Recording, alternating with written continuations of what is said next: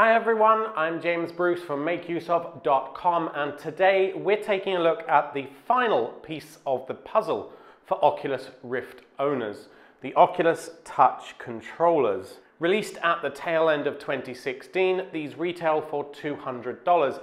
However, you're probably going to want to budget another $120 at least for yet another tracking camera and extension cables. More on that later. And to celebrate the launch of the Oculus Touch controllers, we're giving away a bundle of the controllers and an Oculus Rift headset. You can enter now by clicking on the link in the description, but keep watching to find out the video code that'll give you bonus entries. So let's talk first about the controllers themselves. They're incredibly lightweight and really comfortable to hold. They run off of a standard AA battery, one for each controller, which means that if you run out of power midway through a game, you can just slot the back off and replace it while you put another one on recharge. Now this is a great improvement over, say, the Vive ones, where you have a micro USB cable that has to be plugged in, and if you run out of battery mid-game, well then you're pretty much out of luck. You'll have to shut down and play again another time once they've finished recharging. Also, since batteries are typically the first thing in any device to deteriorate over time, kudos to the team for making it just use standard replaceable batteries. Now each controller is actually unique to either your left or your right hand. However, they each have a similar feature set of buttons. There's a trigger button, two gamepad buttons, a grip button on the side, a menu or system button, and an analog stick. Now the touch controllers were designed by the same team that designed the Xbox One controller, widely regarded as the most comfortable console controller around. So naturally, these are also very comfortable to hold and very ergonomic. That said, they do feel a tiny bit too small for me, particularly in prolonged use when you need to keep the grip button held down. My hand does tend to cramp up a bit. The real innovation in these controllers comes from the capacitive finger sensing ability. The analog stick, trigger, and game buttons on top are all capacitive, meaning they know when your finger is touching them. In addition, there's also a small thumb pad rest on the top, which is also capacitive, though it's strictly a rest. It's not actually a button, you can't press it down, but it still knows when your thumb is resting on it. Now what this means is that you can actually perform certain gestures in virtual reality. So for example, lifting your thumb off of the thumb rest will give a thumbs up gesture, or you can extend your trigger finger to point. Now right now there aren't many games and experiences which take full advantage of this gesture sensing ability. So it does kind of feel like this is just laying groundwork for future social VR applications. Basically it feels like the Facebook poke is going to make a very real comeback. However, most games that are out at the moment, particularly those on Steam VR, aren't going to take advantage of those features. So as yet it feels a little bit underutilized. As such, it's difficult to judge the long-term value of having these gesture sensing abilities. Certainly for games that include some element of hand manipulation, it should be a welcome feature if it's used. There's no doubt that the controllers are really nicely designed and very ergonomic, but just like the headset itself, this is going to be something very personal to you. You will probably prefer one over the other, regardless of what any reviewer you see on the internet says. So please do go and check out the headset and the controllers yourself at any number of demo locations up and down your country before you spend $1,000 on this kind of system. Now personally, I think I still prefer the Vive ones, simply because the sort of games I'm playing mostly consist of either holding a sword or a gun, and the added heft of these controllers just feels a bit more realistic to me. In addition, I can hold them any way I want, put my thumb anywhere, rather than having to conform to a rigid placement. So let's talk about setup. As you know, the Oculus Rift headset itself, plus each of the tracking cameras, requires a USB 3 port. The touch controllers come with another camera, so off the bat, that's 3 USB 3 ports you're going to need.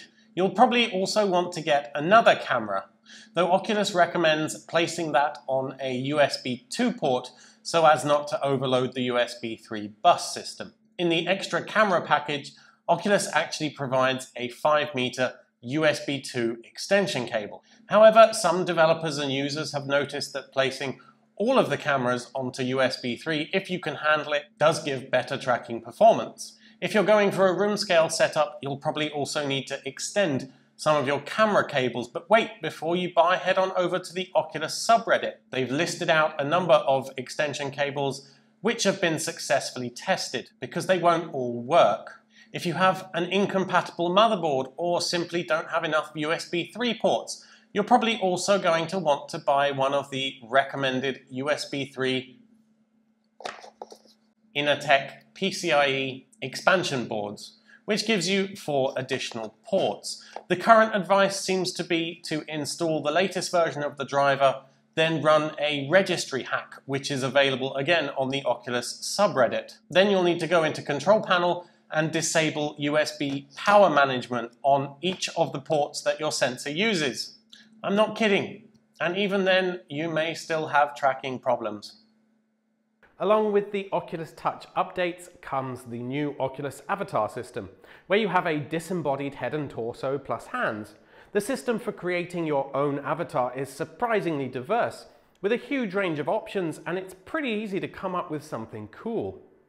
I can't say I play any of the games where the avatar is actually used though, so again, here it feels like groundwork is being laid for future social VR updates, but as yet, pretty much untapped potential.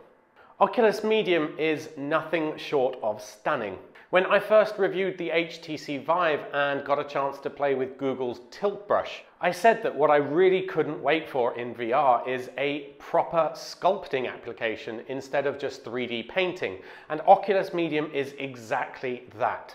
Not only is it really intuitive and simple to model something organic, you can actually then export your 3D object and even 3D print it. It's absolutely mind-blowing, really. This is also the kind of app that matches the Oculus Touch controllers perfectly. You're not moving around much, but you are moving your hands facing forwards, trying to get the fine details on your model. It works great for that. However, where things do start to go wrong is with room scale tracking. Occlusion of the tracking LEDs is a real problem, and the outside-in camera-based constellation system that Oculus uses just isn't as good as the Vive's inside-out lighthouse system. There, I said it, I'm sorry, you can head down to the comments and hate on me all you want. But with a pretty much identical setup in this modestly sized 3 by 3.5 meter room, I've had no end of problems with the Oculus Touch's tracking. There's a reason why Oculus has labeled their room scale tracking as experimental, and that's because it's far from perfect. Particularly in games like Rec Room or Onward, where being able to achieve a steady shot is very important. The occasional tracking hiccups that you get from these just doesn't quite cut it. Honestly, you could spend a lifetime trying to perfect your setup and camera placement.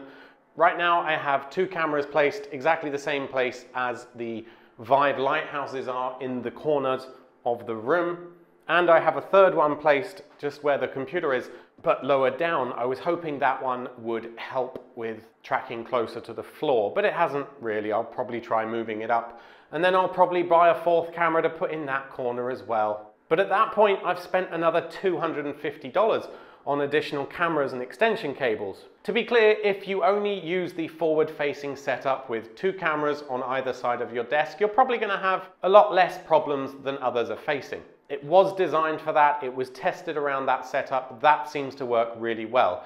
It's only once you start trying to, turn around and move about a bit that the system starts to degrade quite quickly. It's pretty obvious at this point that the room scale system was hastily added after the launch of the Vive, when Oculus saw, oh, actually room scale's a thing and people want it. Oculus has, however, acknowledged some of the tracking issues and say they are working on software updates.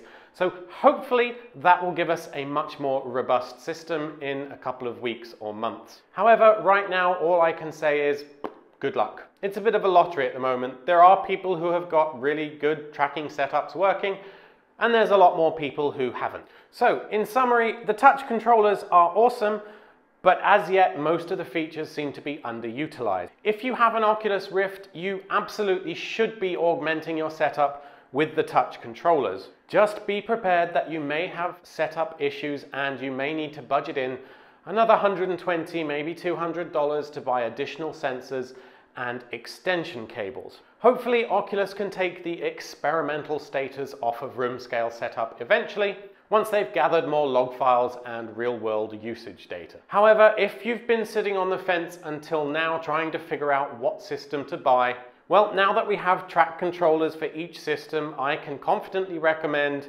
you buy an HTC Vive instead. At least if you have the room to take advantage of the room scale experiences. At a minimum, maybe a 2 meter by 3 meter space. If you have that, seriously consider getting the Vive instead of the Oculus Rift. That said, my recommendations for racing and flight sims fans remains the same. The slight edge over image quality that the Oculus Rift has means that that's probably still your best option. At the moment with an HTC Vive, you're really not going to be missing out much on the gesture sensing abilities of the controller.